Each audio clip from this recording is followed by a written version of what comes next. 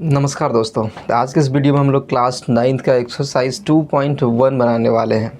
तो आज से ये 2.1 जैसे कि मैं आपको बता रहा हूँ, इसमें बहुपद पता करना है और चर अचर के बारे में जानकारी आपको मिल जाएगी। तो छोटा सा वीडियो है, छोटा सा चैप्टर ही है, कम क्वेश्चन दिए गए हैं। अगर आप एनसीईआरटी के अलावा और भी कोई बुक अगर बनाएं तो ज़्यादा बेहतर भी रहेगी, प्रैक्टिस हो जाएगी, क्योंकि इसमें कम क्वेश्चन है। प्रैक्टिस के लिए आप कोई भी बुक बना सकते हैं, आप जो भी बनाना चाहें, ठीक है।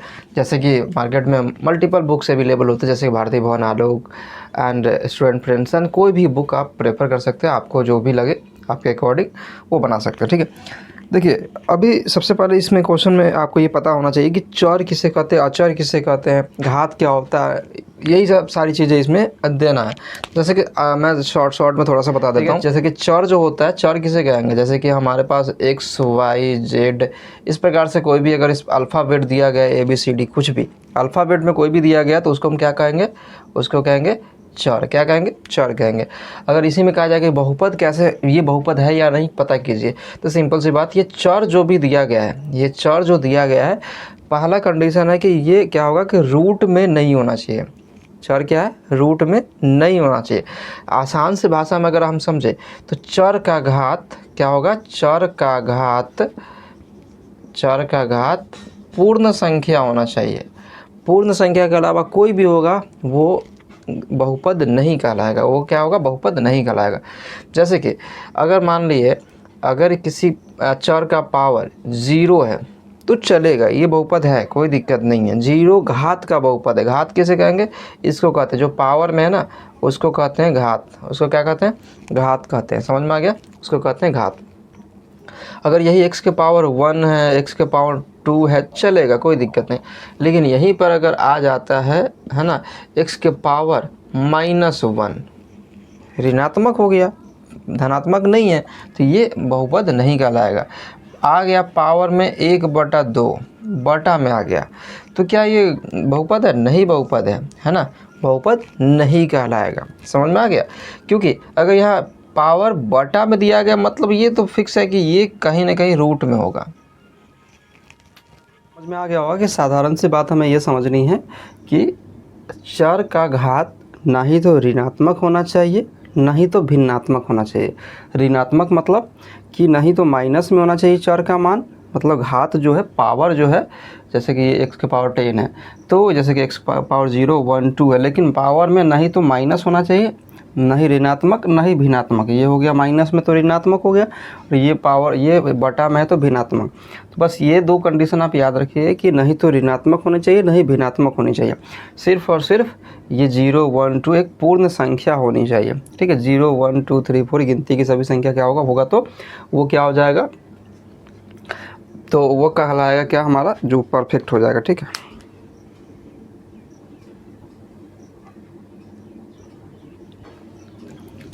तब उसे हम कहेंगे बहुपद। इसी प्रकार से यहाँ पर सवाल दिए गए कि बताइए कि इसमें से कौन कौन एक चर के बहुपद है। देखिए, यहाँ पर एक चर का मतलब क्या हुआ, जैसे कि यहाँ पर x y z कोई भी अल्फ़ाबेट लिखा हुआ है, तो उसमें एक ही यहाँ पर होना चाहिए, इसमें से अल्फ़ाबेट में से एक अल्फ़ाबेट कोई होना चाहिए। अगर एक से ज़्यादा अल्फ़ाबेट हो गया तो दो चर वाले समीकरण हो जाए, दो चर वाले बहुपद हो जाएगा। 3 अल्फ़ाबेट कोई है दिया गया तो 3 चर वाले बहुपद हो जाएगा। तो यहाँ पर देख सकते हैं ये क्या है, एक चर वाले बहुपद है। इसमें से क्या है, ये एक चर वाले बहुपद है, तो लिखेंगे एक चर वाले बहुपद है, ठीक है। एक चर वाले बहुपद है क्योंकि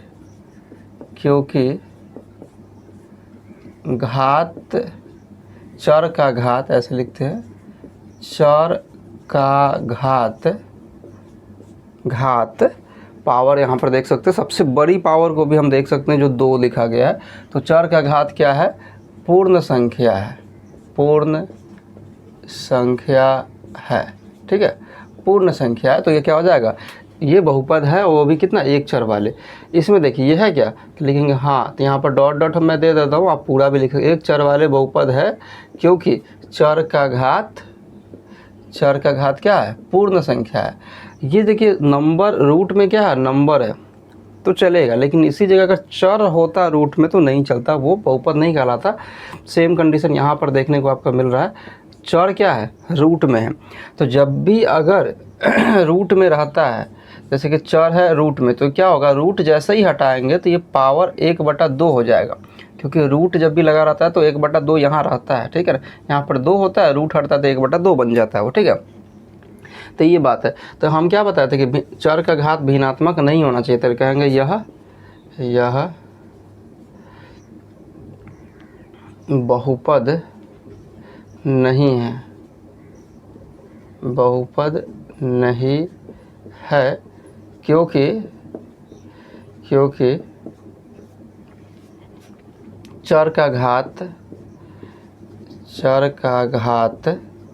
भिन्नात्मक है ना, भिन्नात्मक है, भिन्न नहीं होना चाहिए। पावर में क्या होगा, क्या यहाँ पर रूट दिख रहा है, लेकिन रूट का मतलब पावर 1/2 रहता है। यहाँ पर देखिए चर क्या आ गया, बटा में आ गया, चर क्या आ गया, बटा में आ गया। आपने क्लास 8 में पढ़ा होगा, जैसे कि यहाँ पर बटा में दिया गया, तो जैसे ही क्या होगा, ये y को ऊपर लेके जाएंगे तो पावर में -1 लग जाएगा, पावर में क्या लग जाएगा, -1 लग जाएगा। तो यहाँ पर पावर क्या है, ऋणात्मक हो गया। यहाँ पर मैं इन सभी को मिटा देता हूँ।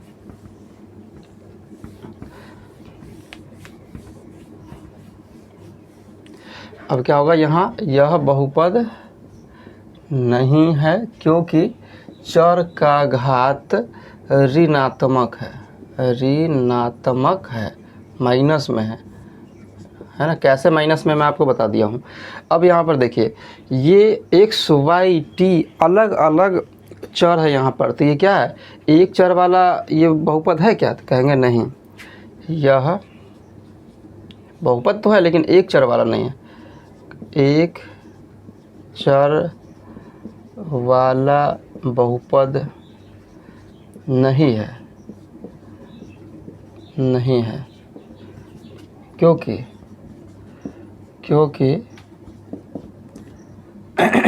यहाँ 3 चर है, यहाँ 3 चर है, ठीक है। यहाँ क्या है, 3 चर है, समझ में आ गया। तो यहाँ पर एक चर नहीं है, 3 चर है, इसीलिए एक चर वाला बहुपद नहीं, इसको 3 चर वाला बहुपद कहेंगे। समझ में आ गया होगा, समझ में आ गया तो इसे आप नोट कर लीजिए। नेक्स्ट क्वेश्चन दिए गए हैं कि इसमें से दूसरा नंबर सवाल में कि इसका क्या करना है, एक्स स्क्वायर का गुणांक निकालना है, एक्स स्क्वायर का गुणांक लिखिए कहा जा रहा है, ठीक है। इसमें एक सवाल छूट गया है, जैसे कि यहाँ पर तीसरा क्वेश्चन जो दिया गया है वो π/2 x, एक मिनट, एक्स स्क्वायर है और प्लस में x है। और चौथा क्वेश्चन है √2x - 1, ठीक है। तो 4 क्वेश्चन दिए गए और इसमें क्या करना है, एक्स स्क्वायर यहाँ पर दे देते हैं कॉमा, एक्स स्क्वायर का गुणांक बराबर या इतना में एक्स स्क्वायर का गुणांक लिखना है। तो यहाँ पर मैं सब में लिख देता हूँ, एक्स स्क्वायर का गुणांक, ठीक है,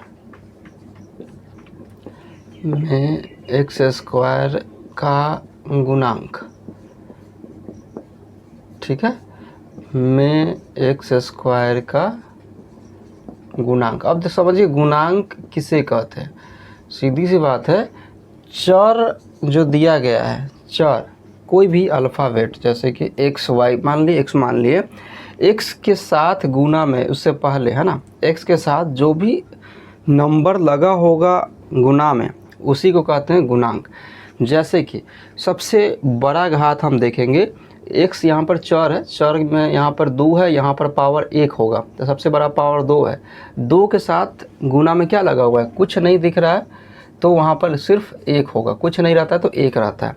यहाँ देखिए, यहाँ भी पावर 2 सबसे बड़ा है, तो इस एक्स स्क्वायर के साथ क्या लगा हुआ, कुछ नहीं लगा हुआ है, लेकिन वो माइनस में है तो यहाँ पर लगेगा -1, ठीक है। एक्स स्क्वायर के साथ क्या लगा हुआ है, π/2, तो यहाँ पर हो जाएगा π/2 लगा हुआ है, तो π/2 गुणांक हो गया। यहाँ पर एक्स स्क्वायर नहीं है, लेकिन सबसे बड़ा पावर क्या है, इसमें एक्स स्क्वायर का ही गुणांक पूछ रहा है, लेकिन एक्स स्क्वायर तो है ही नहीं है। एक्स स्क्वायर नहीं है तो हम क्या करेंगे, यहाँ पर लिखेंगे कुछ नहीं है तो जीरो हो जाएगा। क्या हो जाएगा, जीरो, क्योंकि हम प्लस में एक्स स्क्वायर यहाँ पर एक्स स्क्वायर दे नहीं सकते, है ही नहीं, तो हम एक्स स्क्वायर नहीं देंगे तो कुछ नहीं है तो क्या हो, एक्स स्क्वायर का गुणांक क्या हो गया, जीरो। तभी तो यहाँ पर क्या हो, अगर मान लिए जीरो गुना एक्स स्क्वायर हम दे सकते कोई दिक्कत नहीं, तो यहाँ गुणांक क्या हो गया, जीरो हो गया। तो इसीलिए क्या कहेंगे हम कि एक्स में एक्स स्क्वायर का गुणांक बराबर हो गया जीरो। ठीक है, चलिए इतना सवाल ये समझ में आ गया, नोट कर लीजिए। अगला सवाल बता दें क्या इसी में। अगला सवाल दिया गया है कि 35 थोड़ा सा ही क्वेश्चन है इसमें। तीसरा क्वेश्चन दिया गया है कि 35 घात के द्विपद का और 100 घात के एक पदी का एक एक उदाहरण दीजिए। 35 घात का एक पदी उदाहरण, एक पद का उदाहरण देना है। ठीक है, उदाहरण देना है तो क्या हो जाएगा, 35 घात का और एक पदी उदाहरण, एक पद होना चाहिए उसमें। तो मान लीजिए यहाँ पर एक चर ले लिए, उसका घात दे दिए 35 और एक पद ही होना चाहिए। एक पद का मतलब ये हुआ कि इसके बाद मान लीजिए x के पावर 35 है तो ये एक पद है, फिर इसमें प्लस दे के मान लीजिए यहाँ पर कर दिए 4y तो ये हो गया हमारा 2 पद हो गया, फिर इसमें दे दिए z तो ये 3 पद हो गया। ऐसे करके पद बढ़ता है, प्लस माइनस के साथ अगर कुछ बढ़ाते जाएंगे या घटाते जाएंगे ना तो वो कहलाता है पद। पद बढ़ रहा है या घट रहा जो भी होगा, पद अलग अलग हो जाता है। 35 घात का एक पदी उदाहरण, तो एक पद है तो यहाँ पर 35 घात हो गया और एक पद भी है। अगला सवाल इसी में कहा कि 100 घात के एक पदी का एक उदाहरण दीजिए।